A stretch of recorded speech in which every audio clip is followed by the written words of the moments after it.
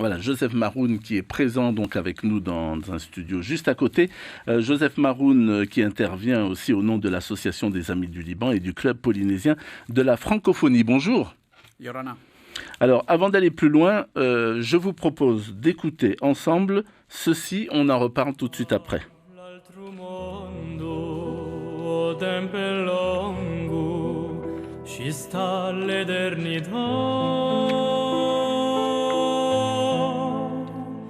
Emma pigliato a tempo nato di me chi nadava. Joseph Maroun, vous reconnaissez cet air? Magnifique, c'est une chanson corse reprise par deux jeunes Libanais et qui a donné beaucoup de bonheur aux enfants des paroliers et qui ont écrit leur étonnement, leur solidarité et leur bonheur de voir autant de tendresse et autant d'amour pour un pays et une ville qu'ils connaissaient également. Et ce que l'on ne sait pas toujours, c'est que, eh bien, cette chanson est sortie donc du répertoire des frères Vincenti, chanteurs-compositeurs corses, aux musiques inspirées donc par leur terre, leur tradition. Et cette chanson, en fait, déroule des mots de consolation adressés depuis l'au-delà par un jeune homme donc décédé à sa mère. En tous les cas, ça, c'est pour donc l'introduction, on va dire, plutôt légère, parce que le sujet, c'est vrai, est quand même assez lourd, même si vous, l'action que vous voulez mener, c'est, vous le dites avec vos mots, c'est plutôt un geste d'amour et de paix dans un pays qui est quand même meurtri, quoi. Nos deux associations, et à titre personnel, je n'ai œuvré que pour la paix et pour l'amour, pour la convivialité, l'empathie et la bienveillance entre les gens. Je crois fermement en l'humanité et en la bonté de l'être humain. Alors, il était normal que je m'adresse uniquement qu'à cet aspect qui est très généreux de l'être humain. Les Libanais gardent toujours, telle une plaie ouverte, les conséquences terribles de cette journée du 4 août, avec son cortège de morts, de disparus, de blessés, de traumatisés. Quel est le bilan que vous avez aujourd'hui, vous, de cette catastrophe, les derniers bilans que vous avez ? J'étais au Liban et j'ai pu constater par moi-même l'ampleur de la tragédie. Et aujourd'hui, les chiffres sont plus de 200 morts. Il y a encore des disparus qui n'ont pas été retrouvés parce que l'explosion a eu lieu au bord de la mer où il y avait l'intervention des pompiers de Beyrouth. Il y a plusieurs hôpitaux, il y a plus de 6 hôpitaux qui sont détruits partiellement ou totalement, 20 cliniques également qui travaillent qu'au ralenti. Et on connaît les problèmes qu'avait le Liban sur le plan de l'électricité avant cette explosion et ça n'a pu qu'aggraver cette situation. Sans parler sur le plan culturel, l'explosion a eu lieu en face d'une rue mythique du Liban qui est la rue culturelle Marm Khayel. C'est un quartier qui vit 24 heures sur 24. C'est le quartier de la jeunesse, et de l'espoir, de la vie et de la créativité. Alors aujourd'hui, vous démarrez une action donc qui va durer jusqu'en octobre à travers une collecte qui va viser alors 2 cibles, vous dites. Alors lesquelles ? Il y a l'urgence sanitaire et il y a nos 2 associations ont toujours œuvré à la culture et pour la défense de l'enfance. Alors, il est normal qu'on regarde ces 2 aspects. Vous parliez au début du journal de la Covid. La Covid, c'est progressé et quand il y a une concentration de peuple avec des lieux de soins qui sont totalement ou partiellement détruits, une des premières idées, c'était offrir une ambulance qui portera les couleurs de la Polynésie. C'est une façon aussi à nous de montrer que la Polynésie, qui est au bout du monde, est sensible aussi à ce qui s'est passé au Liban. Il y a actuellement des soldats, même tahitiens, qui contribuent avec l'armée française à déblayer et à nettoyer le port de Beyrouth. Et c'est une fierté pour mon côté polynésien que la Polynésie soit présente dans ces moments très difficiles que traversent les Libanais. Alors, de quoi le Liban a le plus besoin en urgence aujourd'hui ? L'amour et la reconnaissance. Bien sûr, il y a le plan matériel, il y a les problèmes économiques, mais les Libanais veulent surtout qu'on soit sensible aux problèmes qu'ils rencontrent quotidiennement. C'est un pays qui est situé au Moyen-Orient Et pour revenir à la Covid, il n'y a aucune distanciation avec nos voisins. Nous avons actuellement plus de 2 millions de Syriens, un demi-million de Palestiniens. Ça engendre des difficultés au pays, et beaucoup plus que les difficultés économiques et humaines que peuvent vivre cette surpopulation au Liban. Et il y a aussi le problème de distanciation politique, parce qu'on va en reparler avec ces problèmes-là. On va en reparler. Mais une fois, je reviens à la collecte donc, que vous organisez. Alors, une fois cette collecte réalisée, quelle garantie est-ce que vous apportez que ces aides iront bien là où il faut, là où les personnes en ont le plus besoin? Est-ce qu'il n'y a pas de possibilité de détournement de ces aides? Il n'y a pas de risque? Malheureusement, il y a cette question qui vient un peu souvent, c'est manque de confiance dans l'humanité et manque de confiance dans l'homme. Il y a quelques jours, j'écoutais France 2, c'était dimanche, et dans ce journal, il y avait, on parlait du français et qu'on critique souvent. Il y a un Français sur 4 qui travaille dans des associations et dans des bénévolats. Quand j'étais au Liban et avant de reprendre mon vol pour le retour à Tahiti, j'ai vu le nombre de jeunes qui travaillent pour déblayer, pour donner de leur temps sans compter, pour aider des vieillards, apporter des sandwichs, de l'eau. Il faut avoir un peu de dignité pour ne plus poser ce type de questions qui me fait mal.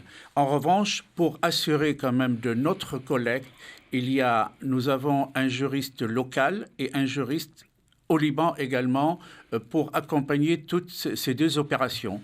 Nous travaillons avec une avocate qui est juriste au Liban et un huissier de justice qui est Jean-Pierre Elie en Polynésie.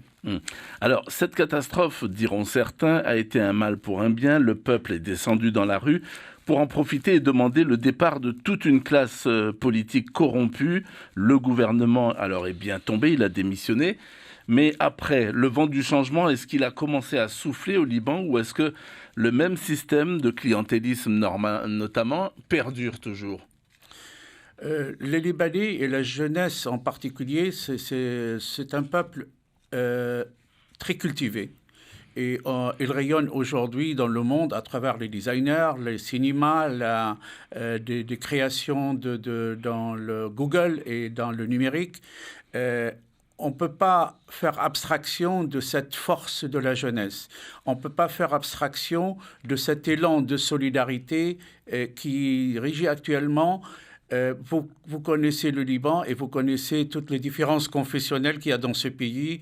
Et malgré ça, depuis 45 ans, il résiste malgré tous les problèmes qui l'entourent, que ce soit en Syrie, en Irak, en Iran, en Turquie. C'est une région d'une telle instabilité qui fragilise beaucoup plus le Liban de par ses différences confessionnelles. Bien sûr, on peut regarder, je ne vais pas éviter la question sur la corruption. La corruption existe dans beaucoup de pays de la région et ça ne justifie pas que mon pays subisse ça. Et cette jeunesse dénonce cette corruption et nous avons les moyens. Elle a besoin effectivement d'aide et de reconnaissance pour qu'elle puisse prendre les rênes de la destinée du Liban. Alors la France a clairement conditionné son aide, l'Union européenne aussi d'ailleurs, à un vrai changement, à une autre gouvernance. Le président français Emmanuel Macron a déclaré dimanche avoir pris acte de la trahison collective de la classe politique libanaise après son échec à nommer un gouvernement. Alors vous dites quoi? Qu'il y a ingérence ou que, au contraire, il faut de l'ingérence dans ces situations précises? Bernard Kouchner disait à un moment donné de l'ingérence humanitaire et l'ingérence, elle existe au Liban. On ne peut pas dire qu'il n'y a pas d'ingérence. Même la visite du président français, il est poussé effectivement par les Nations Unies et par le Vatican, parce que le Liban, pour les Libanais, ils sont abandonnés depuis très longtemps au conflit de la région et, pour ne pas cacher, conflit entre l'Arabie saoudite et l'Iran qui se déroule au Liban. La présence en nombre important de ressortissants étrangers au Liban le fragilise aussi. La visite dernièrement du chef du Hamas au Liban est également... Qu'est-ce qu'il vient faire au Liban? Qu'est-ce qu'on a à offrir aux dirigeants de Hamas? Plus le conflit israélo-palestinien qui perdure depuis plus de 40 ans. Et ça aussi, comme le Liban est frontalier avec Israël, ça aussi, c'est une fragilité supplémentaire. On a besoin, effectivement, que les Nations Unies, que pas simplement la France et l'Europe, reconnaissent cette fragilité et puissent aider les Libanais à surmonter et à avoir une distanciation vraiment exacte, réelle et totale de tout petit conflit avoisinant.